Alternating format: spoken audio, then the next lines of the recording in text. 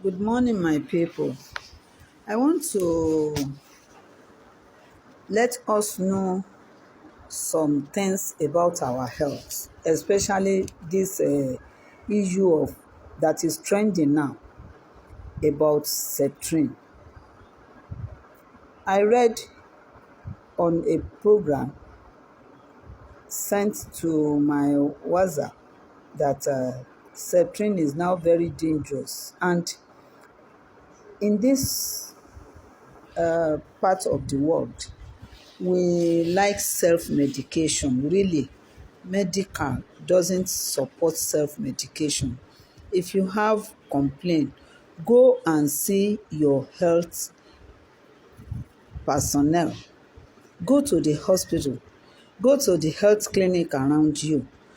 Complain and let them give you what you're supposed to use.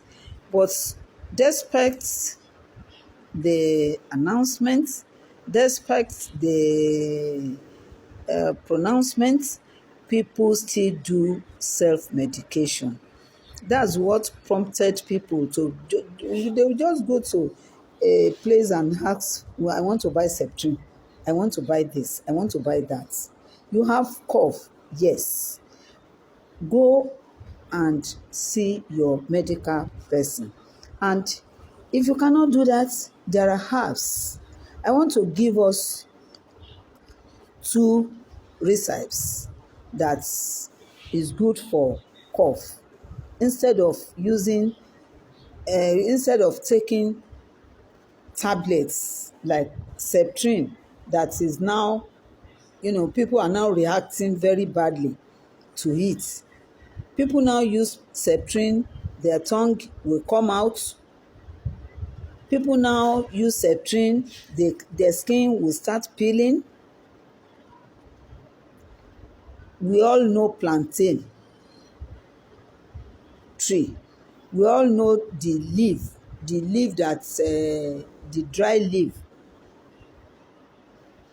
Pluck the dry leaf, put it in your pot, cook it to infuse like a tea for 10 minutes and start drinking. Drink in the morning, drink at night for like 5 days. You can use your glass cup, the measurement of your glass cup, half of it. It's okay in the morning, it's okay at night. By the time you use it for 5 days, the cough will go. Then another recipe is this tree that they call ewe akoko. They call it akoko in Yoruba. I don't know what they call it in other languages. You peel out the cover of the tree. When you peel out the cover of the tree, you will not boil this one. You cut it small,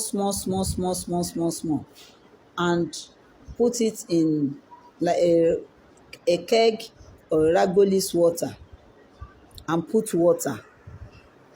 Because all this type of something do draw with time. You can put this kafra pelebe. No, it's not the camphor, but the kafra pelebe. You put it inside so that it will not start drawing. That one you can even, use it. You can keep it for a long time. You can keep it till like 1 month, 2 months. Once you put that kafra pelebe inside. Nǹkan tí mò ń sọ ni wípé, let me say it in our local language. Nǹkan tí mò ń sọ ni wípé ẹ jẹ́ ká stop láti máa lo self-medication. Kákan máa lọ máa ra, tí nǹkan kan bá ń ṣe wá, kákan lọ máa ra oògùn. Ó máa affect àwọn èèyàn badly. Like nísìnyí wọ́n ń polongo wípé Septrin pé àwọn èèyàn ń react sí.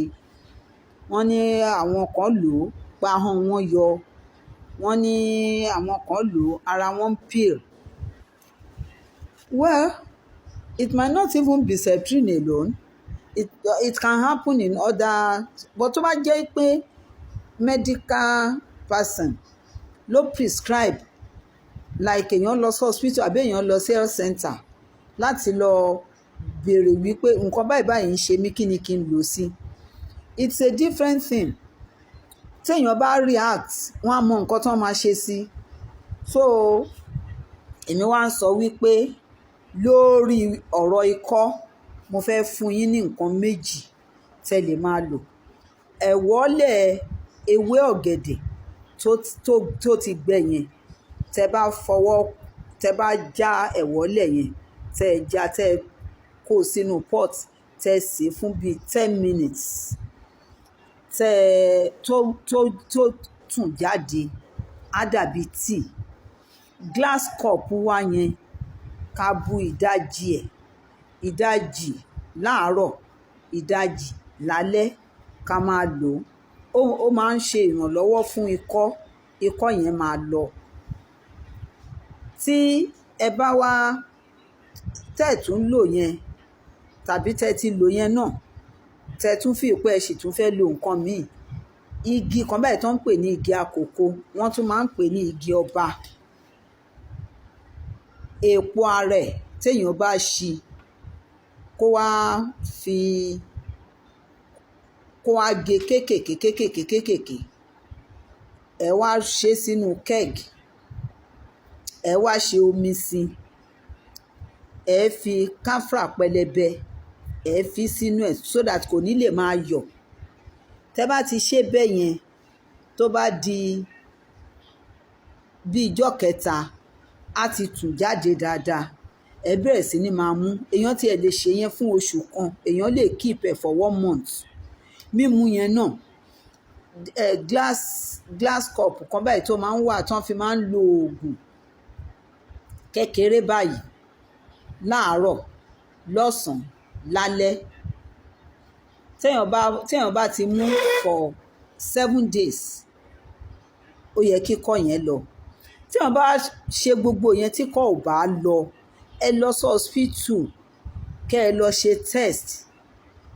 Ẹ ṣàlàyé, mò ń wúkọ́, mo ti lo nǹkan báyìí, àtìgbà báyìí ni mo ti ń wúkọ́ yẹn. Ikọ́ téèyàn bá ti wú for 2 weeks tí kò lọ, ikọ́ yẹn ó nídìí kéèyàn ṣe àyẹ̀wò.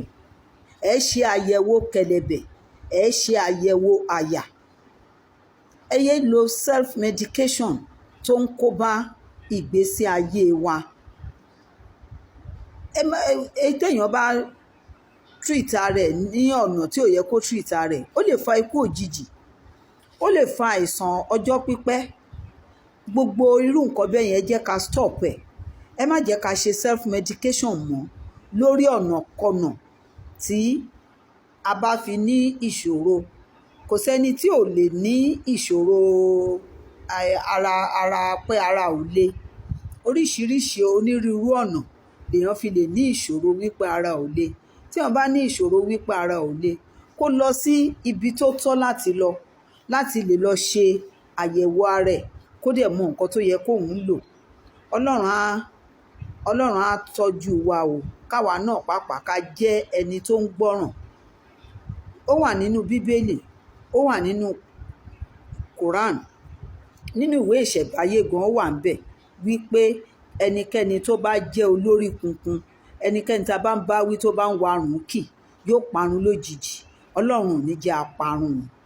Àìní parun wa, a gbọ́dọ̀ gbọ́ràn sí ohun tí àwọn ènìyàn ń bá wa sọ àti ohun tí ẹ̀mí bá ń wí. Ọlọ́run á máa ṣọ́ wa o. A ní kàgbákò, a ní fọwọ́ wa fa wàhálà sínú ayé ara wa o. Ẹ jọ̀wọ́, mo bẹ̀ yín ni, ẹ fi eléyìí, ẹ fi ṣe ìgbọràn gidi. Ẹ má lo ṣe self medication mọ́, kẹ́kàn máa lọ. Tó bá jẹ́ pé wọ́n kọ oògùn yẹn fún yín, tẹ́ bá lọ sí ibi tẹ́ ti máa rà ó sàn. Ṣùgbọ́n wọn ò ní kọ oògùn fún yín, ẹ kàn débẹ̀, mo fẹ́ ra kinní kan, mo fẹ́ ra kinní kan. It's not good. You should stop it. Ọlọ́run á ràn wá lọ́wọ́ o láti lè gbọ́ ràn o. etí wa ò ní di sí ohun tí